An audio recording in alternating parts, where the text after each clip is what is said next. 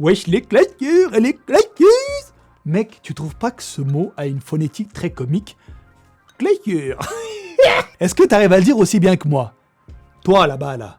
Toi, je sais que t'as un vrai claqueur. C'est con, quand même. Putain, mais c'est con. This Dance. Ouais, ok, This Dance. Pas de problème. Attends, je tape un coup de pastèque. On est parti.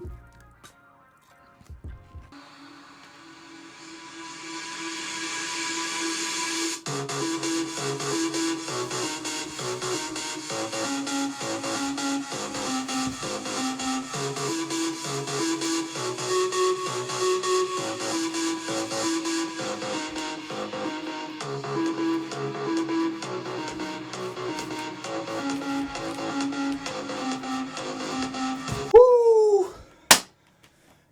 Ah. Putain, les mecs. Oh, je t'ai fait une séance de cardio là, mon poste.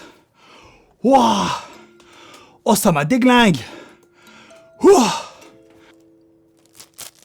Est-ce que tu sais ce que c'est? Tu sais pas? Je vais te dire. Tu sais, en ce moment, j'ai vraiment des douleurs aux genoux, aux articulations. Parce qu'en fait, un jour, j'ai eu l'idée de génie, si tu veux, de combiner du squat à 120 kg avec un footing sur du goudron, avec des chaussures inappropriées, chaque jour pendant 1 heure. Et au bout d'un moment... Oh, squat à 120 kg, plus la course à pied sur du goudron avec des chaussures inappropriées, égale PLS assuré.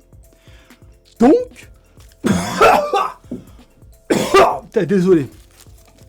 Donc, je me suis renseigné un petit peu sur Internet, tu vois, et je suis tombé sur ça. En gros, c'est Animal Flex. C'est un truc qui permet justement de soigner tes articulations, les inflammations qu'il y a, tendons et tout, tu vois. Donc, je me suis dit, écoute, on va essayer. Et mec, je peux te dire, hein, ça fait que 3 jours que j'en prends et j'ai déjà même plus mal au genou, mec. Mais c'est un truc de fou. Je peux taper du squat sans problème. Maintenant, j'ai plus mal du tout. Et je fais plus de course à pied sur le goudron. Maintenant, en fait, je fais que du vélo elliptique. Et tu vois, il n'y a pas de vibration sur le vélo elliptique. Donc, du coup, tes articulations, ils sont contents. Et plus ça, franchement, j'ai retrouvé la motricité des genoux. Tout va bien, je suis un homme heureux. Donc là, je vais en prendre un peu. Les gélules qu'il y a devant moi. Ah, moi, je me coupe dans la bouche, hein, rien à foutre.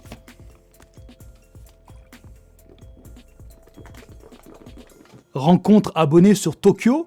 Et mais c'est gros, ça c'est la vérité. Oh, tu sais, quand j'ai annoncé que j'allais partir à Tokyo, mec, j'ai reçu une vague de mails. Oh, je pensais pas que j'avais autant d'abonnés à Tokyo, j'étais choqué. Les mecs, ils m'ont clairement dit, viens chez moi. Putain, mec, je suis refait. Du coup, on va faire une rencontre abonnée là-bas, les mecs. Hein. On va arriver à Shibuya, mon pote. De toute façon, je pense que tu auras pas trop de mal à me reconnaître. Hein. Le seul queutard barbu du lot, ce sera moi, je pense. Hein. Je pense pas que les Japonais soient si poilus que ça. Je sais pas trop, moi, d'après ce que j'ai vu, ils sont plutôt imberbes. Et il n'y a pas trop d'occidentaux là-bas. Donc je pense que tu n'auras pas trop de mal à me découvrir. Et en plus de ça, je serai en stringer. Rien à foutre, mec. De toute façon, moi, tu me connais. Je vais être en stringer au mois de juillet. Je ne pourrai pas passer inaperçu. Donc, si jamais tu me croises, poto, surtout n'hésite pas à venir me voir hein, si tu es à Tokyo. C'est important.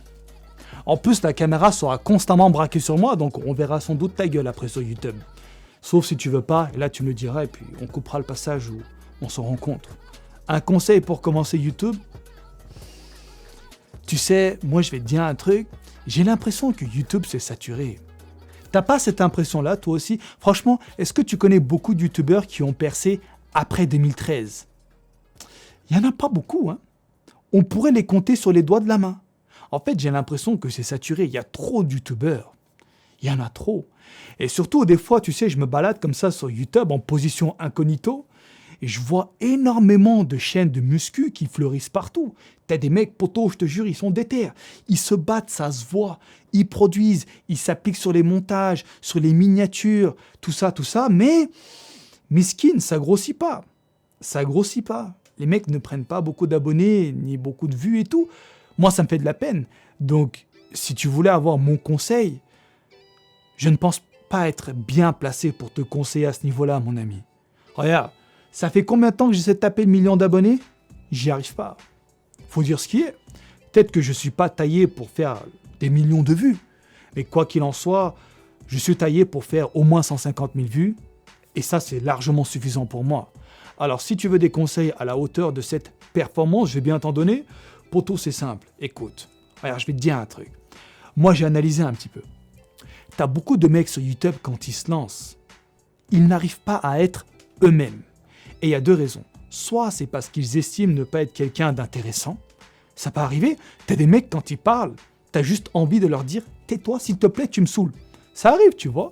Ou alors, ils se disent « Il faut que je crée un personnage attractif ».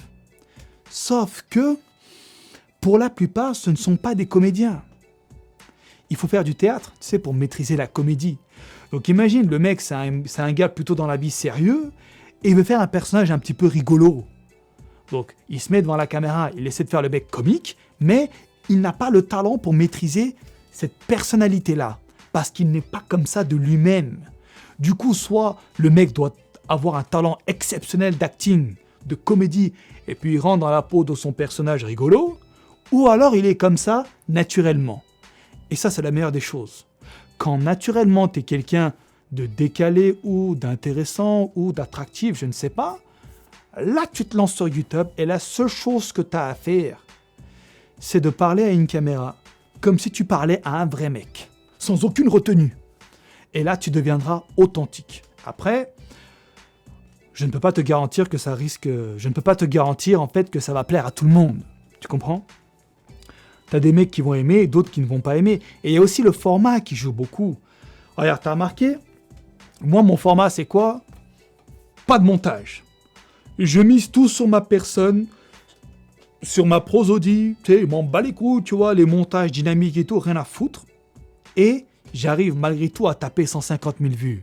Mais si dès le départ, tu vois, sans qu'on me colle une étiquette au préalable, j'avais misé sur un format court, dynamique, donner le maximum d'informations en un laps de temps réduit, peut-être Casters, je ferai plus de vues. C'est possible, tu vois, parce que tout le monde n'a pas le temps de passer 20 minutes devant une vidéo. Moi, je te dis la vérité, je ne clique pratiquement jamais sur les vidéos qui dépassent 10 minutes. Je te dis la vérité. Tu comprends ? Donc, il y a tout ça à prendre en compte, mais tu sais qu'il faudrait consulter un analyste. Un mec qui sait faire des analyses, et moi j'en connais. Je connais un gars, gros, son taf c'est analyser des chiffres. Il voit des chiffres et il les convertit en paroles. C'est un truc de fou. Et ces mecs-là, tu vois, ils comprennent beaucoup comment ça se passe et tout, YouTube, les community managers et tout. Donc je pense que ouais, il faudrait consulter un mec comme ça, tu vois. Mais voilà, moi, si je devais te donner des conseils vraiment personnels, c'est ça. Être soi-même. Et aussi un autre truc. Avoir une bonne caméra. Faire du Full HD minimum et surtout un son, bordel de merde. Gros, si t'as pas de thune pour acheter une caméra mais que t'as de la thune pour acheter le son, achète plutôt le son que l'image.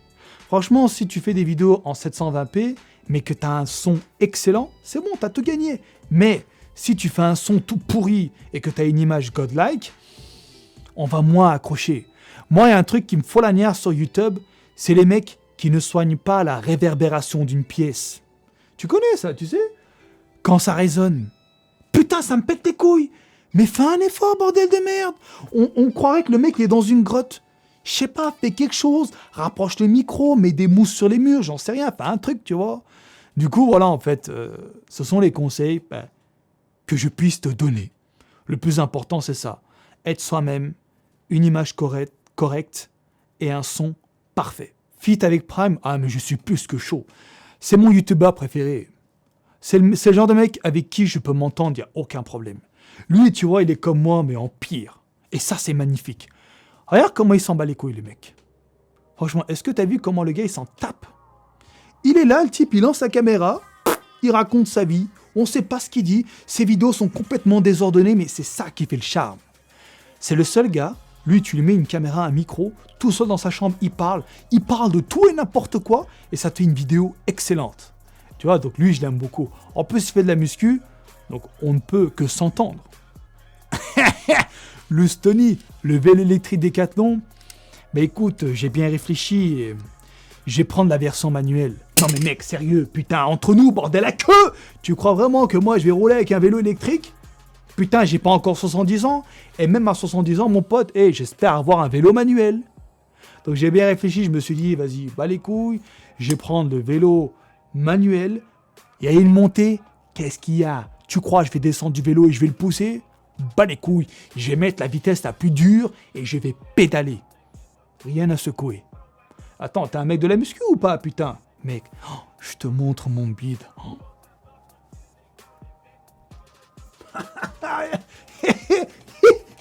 On va tirer à l'arc comme ça après. Mais je te le garantis, mec. Tu sais quoi? Je vais mettre à la place du truc tir à l'arc, là, tu sais, les ronds, là. Tu vas viser entre mon six-pack, tellement c'est taillé au sécateur. Je te le dis, mec. Tu sais, franchement, je me tâte même à faire des radios. Parce que je vais essayer de voir sous rayon X à quoi ressemblent mes abdos. Putain, mon pote, c'est tracé comme des formes géométriques. On dirait mon prof de maths qui a tracé ça avec un équerre. C'est trop bien fait. Tu sais quoi, poto? J'aime trop, moi, les toquets de topo. Tu sais, quand je fais un live et que je transforme en toquet de topo, eh bien, j'aime bien. Aussi simple que ça, je vais pas sortir des grands mots. J'aime bien, c'est tout. Tu vas faire quoi?